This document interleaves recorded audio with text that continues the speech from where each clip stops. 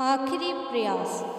एक समय की बात है, एक राज्य में एक प्रतापी राजा राज करता था।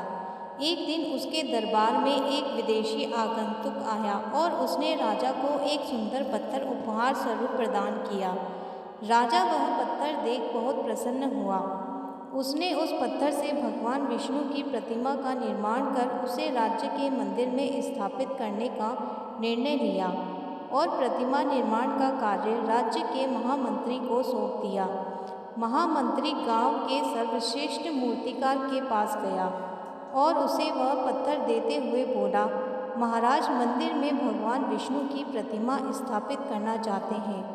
7 दिवस के भीतर इस पत्थर से भगवान विष्णु की प्रतिमा तैयार कर राजमहल पहुंचा देना। इसके लिए तुम्हें 50 स्वर्ण मुद्राएं दी जाएंगी।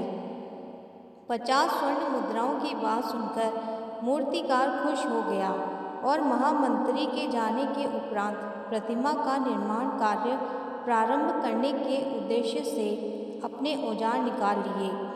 अपने औजारों में से उसने एक हथौड़ा लिया और पत्थर तोड़ने के लिए उस पर हथौड़े से वार करने लगा, किंतु पत्थर जस का तस रहा। मूर्तिकार ने हथौड़े के कई बार पत्थर पर किए, किंतु पत्थर नहीं टूटा। 50 बार प्रयास करने के उपरांत मूर्तिकार ने अंतिम बार प्रयास करने के उद्देश्य से हथौड़ा उठाया, किंतु यह सोचकर हथौड़े का प्रहार करने के पूर्व ही उसने हाथ खींच लिया कि जब 50 बार वार करने से पत्थर नहीं टूटा तो अब क्या टूटेगा।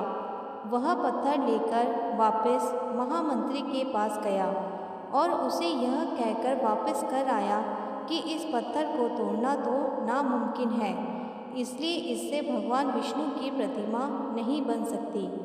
महामंत्री को राजा का आदेश हर स्थिति में पूर्ण करना था, इसलिए उसने भगवान विष्णु की प्रतिमा निर्मित करने का कार्य गांव के एक साधारण से मूर्तिकार को सौंप दिया।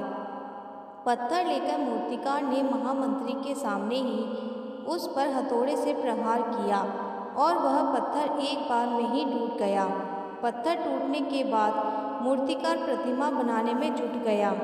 इधर महामंत्री सोचने लगा कि काश पहले मूर्तिकार ने एक अंतिम प्रयास किया होता तो सफल हो गया होता और 50 स्वर्ण मुद्राओं का हकदार बनता।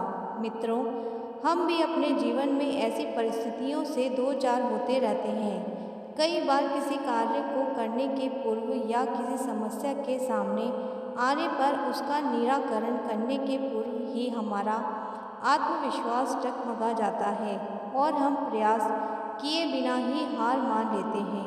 कई बार हम 1-2 प्रयास में असफलता मिलने पर आगे प्रयास करना छोड़ देते हैं, जबकि हो सकता है कि कुछ प्रयास और करने पर कार्य पूर्ण हो जाता या समस्या का समाधान हो जाता।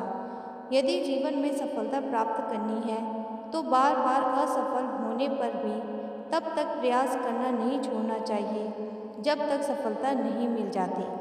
क्या पता जिस प्रयास को करने के पूर्व हम हाथ खींच लें वही हमारा अंतिम प्रयास हो और उसमें हमें कामयाबी प्राप्त हो जाए।